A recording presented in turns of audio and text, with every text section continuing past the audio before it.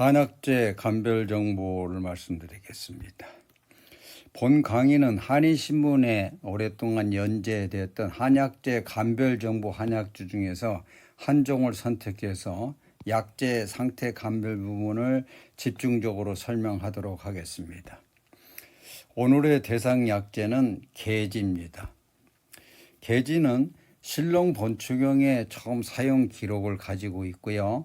약용 부위는 그 가지 부위입니다. 그래서 약성가에도 보면 계지는 작은 가지를 쓰고 우리가 익히 약으로 사용하는 손 수비, 손과 어깨 그런 말초 부위에 그 약 기운이 가고요. 특징적으로 이게 지한작용을 나타낸다, 근육 강직을 풀어준다, 수족마비증을 풀어준다, 뭐 그런 내용이 있습니다.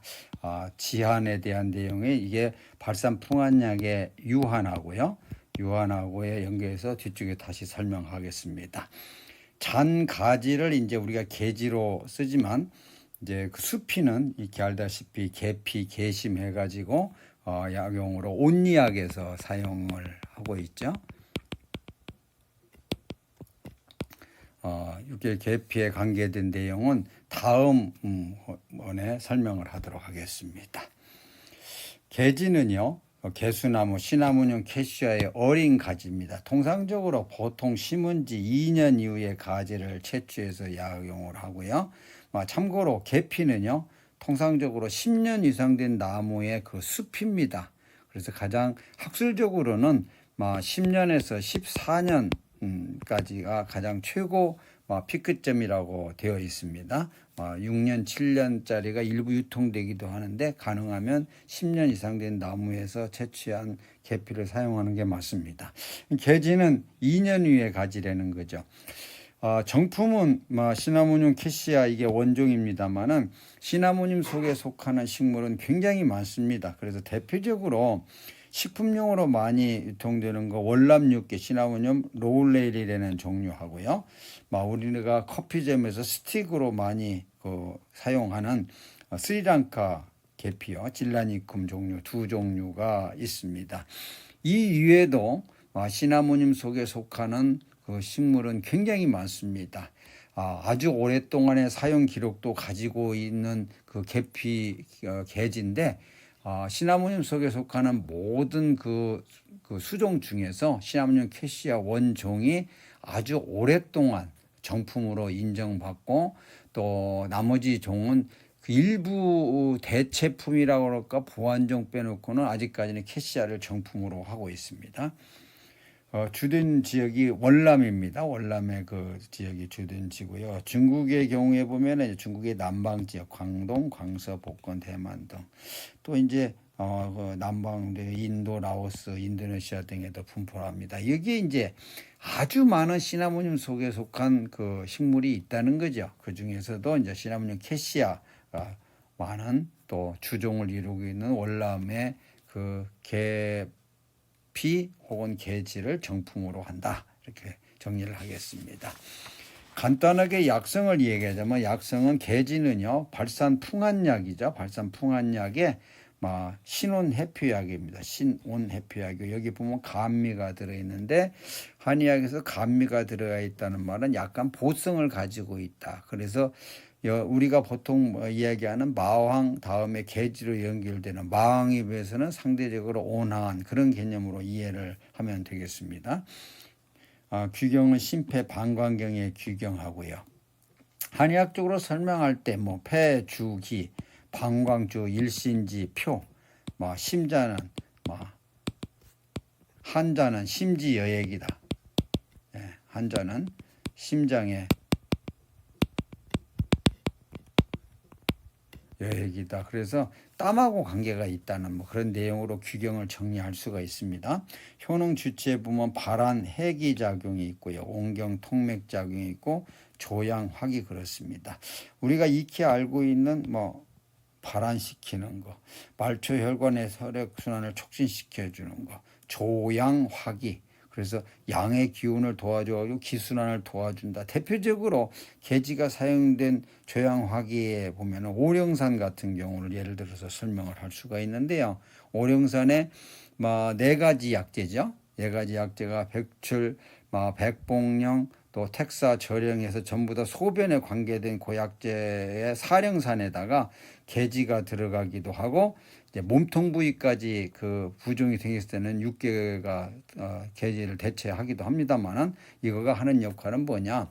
몸에 자체 기운이 있어가지고 이수약을 썼을 때 소변으로 나갈 힘이 스스로 있을 경우에는 에너지를 불어넣을 약제가 필요가 없는 거죠. 그런데 그나마라도 그 소변을 밖으로 빼낼 힘이 부족하다고 할 때 그 양을 도와준다. 그런 의미로 이해를 하면 되겠습니다. 이게 보면 소변 분리, 수종 이게 전부 해당되는 내용이 되겠습니다. 한의학적인 효력을 간단하게 해설을 하자면요, 해피약에 속하고 발산 풍한약에 속하고요. 더 구체적으로 말하면 해기약이다. 그래서 신온, 신미는 발산하고 온성은 통행하고 그렇죠.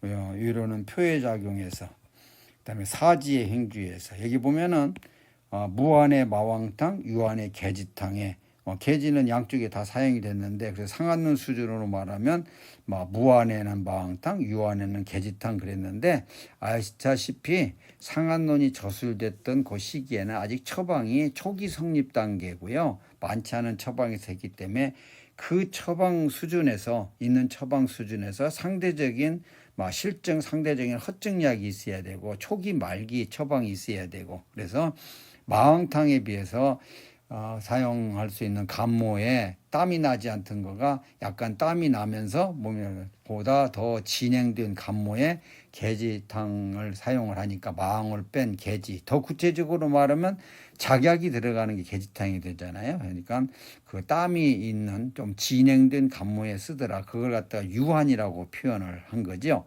상대적인 개념으로 이해를 해야 됩니다. 계지탕에 마왕이 빠지고 그 계지에 작약이 합해지면 계지탕이 되고 아시다시피 백작약하고 계지하고 위치가 바꿔지면은 소건중탕이 되잖아요. 소건중탕이 되고 다시 여기에 환기가 들어가면 환기건중탕, 당기가 들어가면 당기건중탕. 두 개가 합해지면 당기건중탕과 환기건중탕 합해지면 소위 말하는 쌍화탕, 그래서 기열 쌍부로 넘어가는 거죠. 그러니까 상한론이 저술됐던 시기에는 뒤쪽에 관계된 내용이 없어요. 앞에 내용만 가지고 하기 때문에 상대적인 실증, 허증을 무한, 유한이라고 표현을 한 겁니다.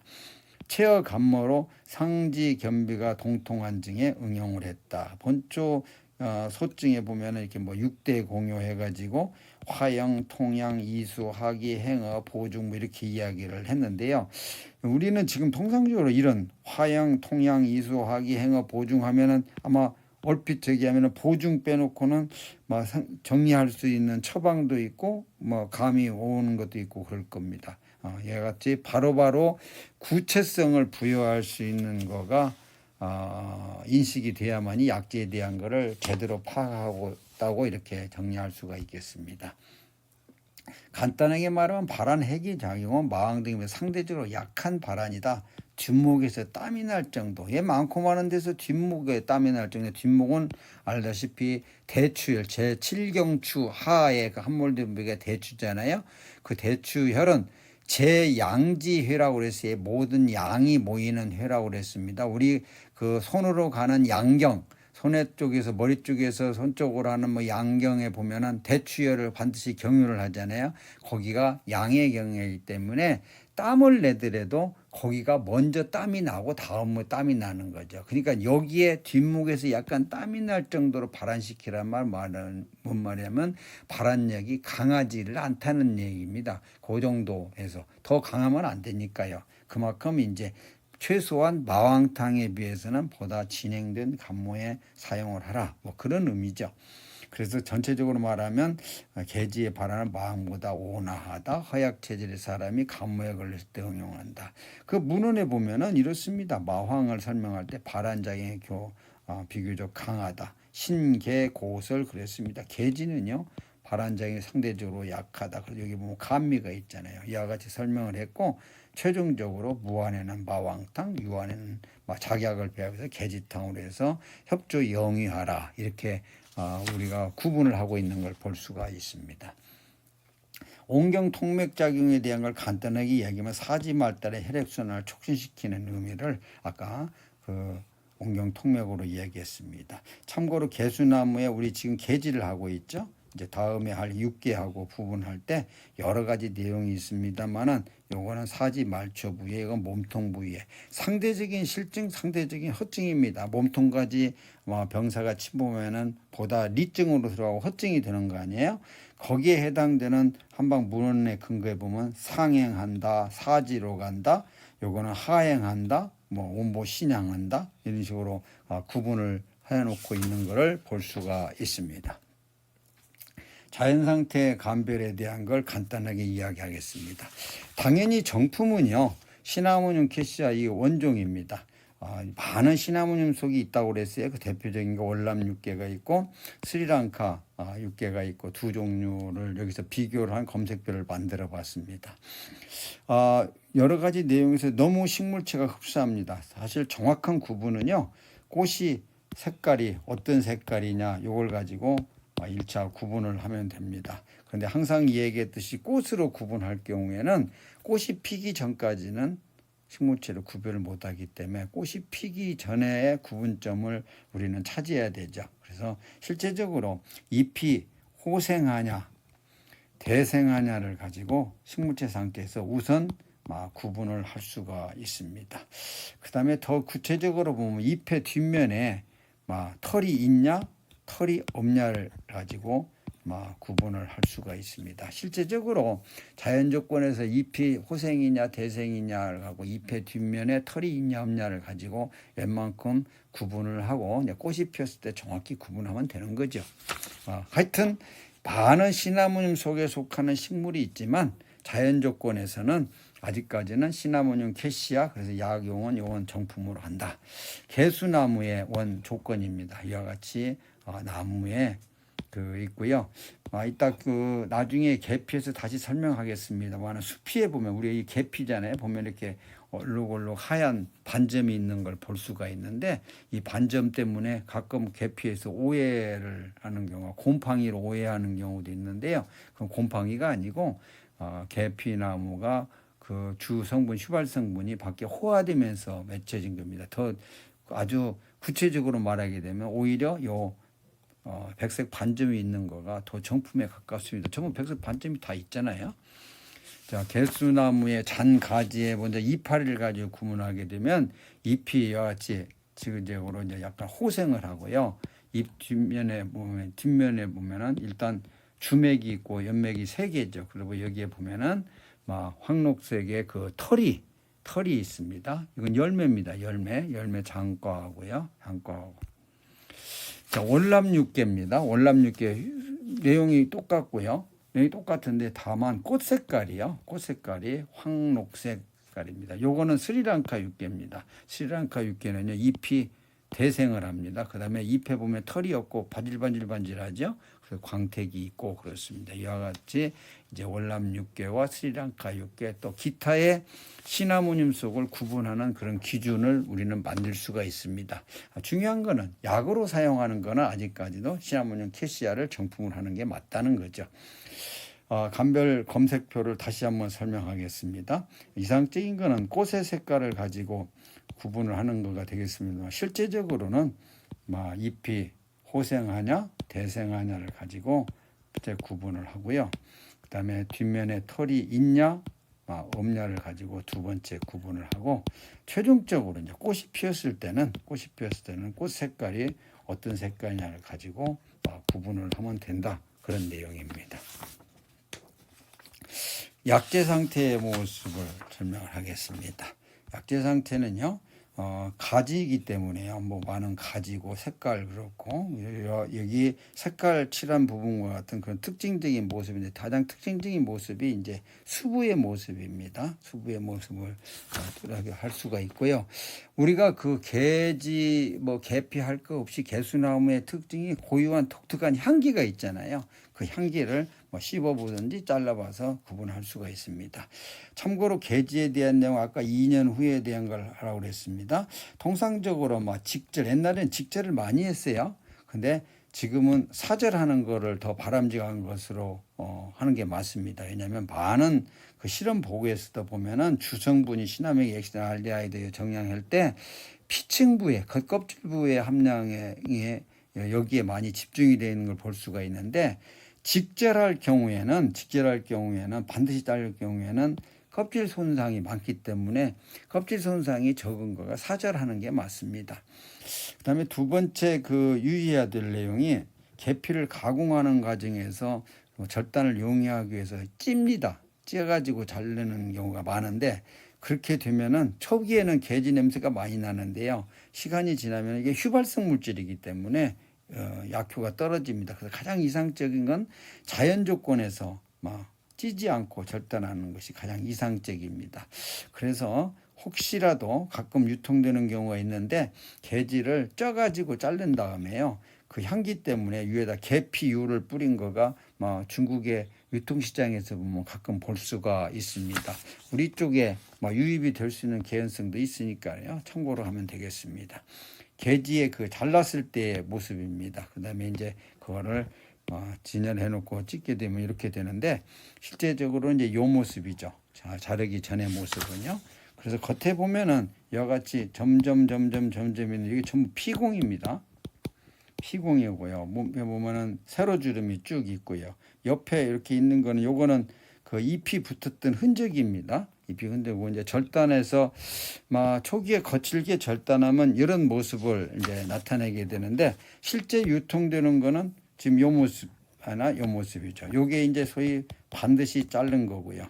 이게 이제 사절한 건데 가능하면 이게 더 이상적이라고 했습니다. 이상적이고요.